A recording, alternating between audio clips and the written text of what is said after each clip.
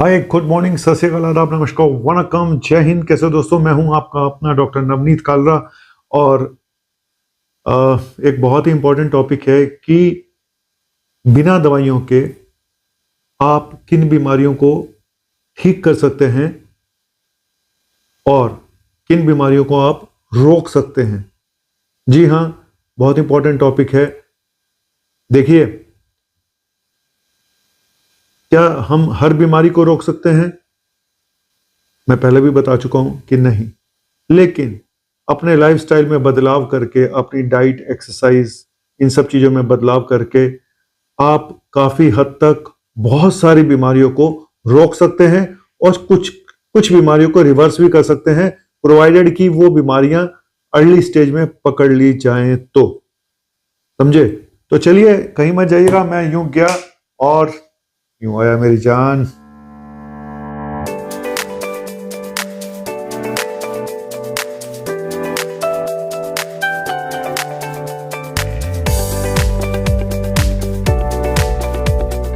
तो मेरे दोस्तों,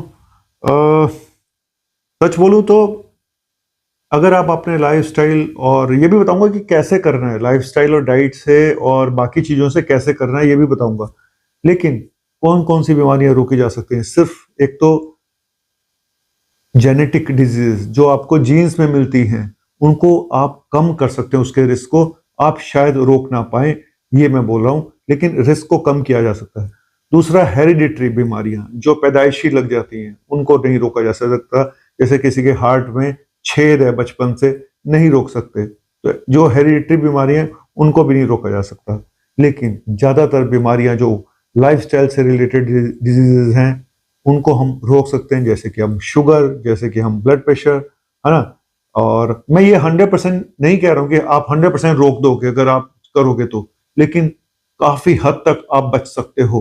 ठीक है? ऐसे ब्लड प्रेशर, शुगर और मोटापा, मेटाबॉलिक सिंड्रोम, कई तरह की इवन ऑटोइम्यून डिजीजेस भी आप रोक सकते हो। और कई तरह के कैंसर भी रोके जा सकते हैं, जैसे ब्रेस्ट कैंसर, जैसे कोलोरेक्टल कैंसर। ऐसे बहुत सारे कैंसर हैं जो रोके जा सकते हैं आपके अपने लाइफस्टाइल को चेंज करके।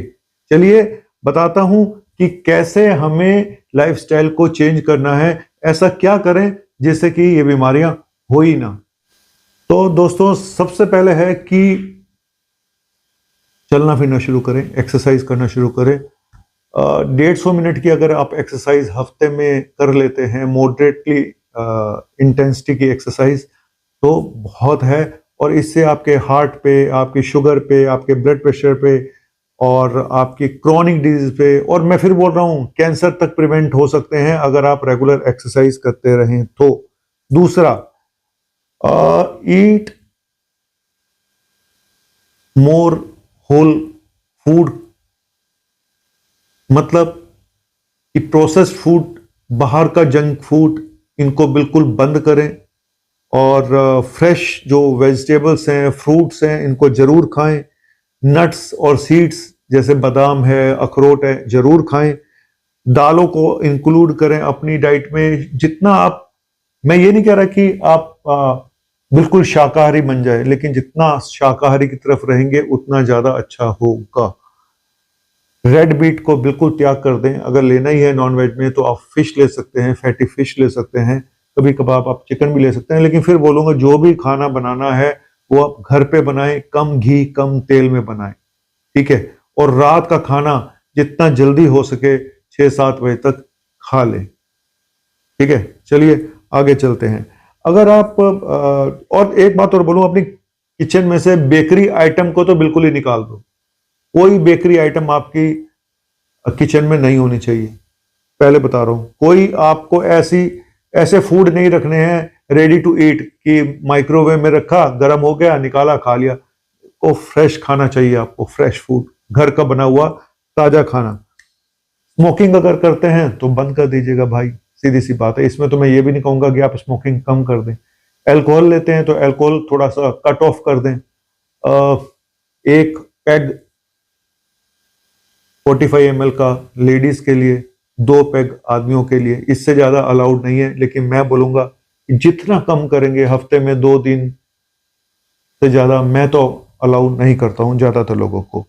और नींद को लोग ज़्यादा प्रायोरिटी नहीं देते हैं। 7 घंटे की नींद बहुत ज़रूरी है, बहुत ज़रूरी है। देखा गया है कि जिन लोगों को प्रॉपर नींद नहीं आती, ढंग से नींद नहीं आती, उनको ब्लड प्रेशर का, हार्ट की बीमारियां, metabolic syndrome, sugar, anxiety, depression और भी कई तरह के सर्टेन कैंसर तक नोट किए गए हैं जो ढंग से नहीं सोते हैं लोग।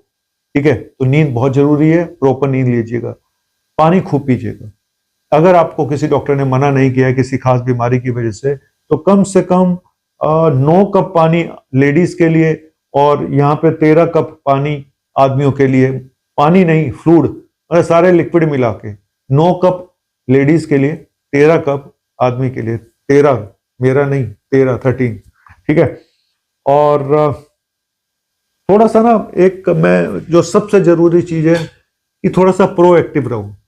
हम लोग प्रिवेंटिव हेल्थ केयर में ज्यादा विश्वास नहीं करते। आपको बताऊं, जापान में अगर आप प्रिवेंटिव हेल्थ चेकअप पे जाते हैं तो वहां पे आपको कंपनी छुट्टी देती है, रिवार्ड्स देती है, 3-3 दिन की वो छुट्टी दे देती है, जाओ घूम के आओ, आपने अपना प्रिवेंटिव हेल्थ चेकअप कराया। हमारे यहाँ ऐसा नहीं है, लेकिन आपको अपनी हेल्थ के लिए थोड़ा प्रोएक्टिव होना पड़ेगा। जो चीज पहले से पकड़ ली जाए, जैसे कैंसर है, अब बड़ा किस्सा उड़ रहा है नवजोत सिंह सिद्धू की वाइफ का। मैं यही बोल रहा हूँ कि अगर यही कैंसर अर्ली स्टेज में पकड़ लिया जाता तो ये उसी समय क्योर हो जाता। इतनी नौबत ही ना आती स्टेज 4 में, आपको फिर इतने सारा ट्रीटमेंट मिलता है। तो हम लोग अगर प्रिवेंटिव हेल्थ चेकअप पे जोर दें, थोड़ा एक्टिव हो जाएं, हाँ, रेगुलर अपने ब्लड टेस्ट, अपने ultrasound, X-ray test regular interval पे कराते रहें। ब्लड टेस्ट तो मैं ये बोलूंगा कि 40 साल की उम्र के बाद हर साल होना चाहिए। अल्ट्रासाउंड कम से कम 5 साल में एक बार होना चाहिए। एक्सरे भी 5 साल में एक बार होना चाहिए अगर आपको प्रॉब्लम नहीं है। लेडीज में पैप स्मीयर, मेमोग्राफी बहुत जरूरी है। आदमी में पीएसए टेस्ट और कोलोनोस्कोपी तो दोनों में ही जरूरी है। कोलोरेक्टल कैंसर को रूल आउट करने के लिए, प्रोस्टेट कैंसर को रूल आउट। प्रोस्टेट कैंसर ऐसा कैंसर है जो अगर अर्ली फेज में पता कर लिया जाए तो आप इसको खत्म भी कर सकते हैं। कौन से कैंसर हैं जो ठीक होने के लायक होते हैं? Breast cancer, testicular cancer, prostate cancer, skin के कैंसर, ये बहुत जल्दी ठीक हो जाते हैं अगर आप टाइम पे पकड़ लें तो मेरा आज बताने का सिर्फ मकसद यही था कि कुछ चीजें ऐसी हैं एनवायरनमेंट में, और सबसे बड़ा स्ट्रेस। उतना ही करो जितना तुम्हारे बस का है, उतने ही पंगे लो जितने तुम्हारे बस के हैं। आप स्ट्रेस बिना बताए, कई लोग को आदत होती है स्ट्रेस में जीने की, वो ऐसे ऐसे काम कर जाते हैं। और एडिक्शन, जितने एडिक्शन पालोगे उतना जिंदगी और लाइफ आपकी कम हो जाएगी। और सेफ सेक्स बहुत जरूरी है, नहीं तो HIV और इस तरह की बीमारियां लगने का खतरा होता है। स्ट्रेस की वजह से आपको ब्लड प्रेशर, हार्ट, पता नहीं हार्ट की प्रॉब्लम, डिप्रेशन, एंजाइटी, कैंसर, सब कुछ हो सकता है ज्यादा मानसिक तनाव लेने से। ठीक है, और अपना BMI, आपका वजन है ना, आपका लिपिड प्रोफाइल, आपकी शुगर, ये तो बेसिक टेस्ट है, ये तो सबको पता होने ही चाहिए। आपका ब्लड प्रेशर, घर में BP चेक करने की मशीन जरूर रखें, एक पल्स ऑक्सीमीटर जरूर रखें, एक थर्मामीटर जरूर रखें, ये जरूरी चीजें हैं। और सबसे जरूरी है पॉजिटिव एटीट्यूड, वो सबसे जरूरी है। ठीक है, तो चलो, और उम्मीद है आपको ये टॉपिक पसंद आया होगा, क्योंकि हम तब बीमारियों में जब घुस जाते हैं, जब बर्बाद हो जाते हैं, तब हम अपने टेस्ट कराते हैं। इसलिए बोलता हूँ कि पहले ही करा के देख ले भाई। अगर, और ये कोई ज़रूरी नहीं है कि हम सब कुछ, कई बार सब कुछ करने के बाद भी इंसान चले जाते हैं, बड़ी हेल्दी लाइफ जीने के बाद भी चले जाते हैं। इसीलिए टेस्ट जरूरी है, इसीलिए प्रोएक्टिव होना जरूरी है। Thank you very much. जिसने जाना है उसने जाना है, रोग किसी को कोई पाया नहीं है, लेकिन अपनी तरफ से हम जितनी मेहनत कर लेंगे उतना अच्छा होगा। थैंक यू वेरी मच, शुक्रिया।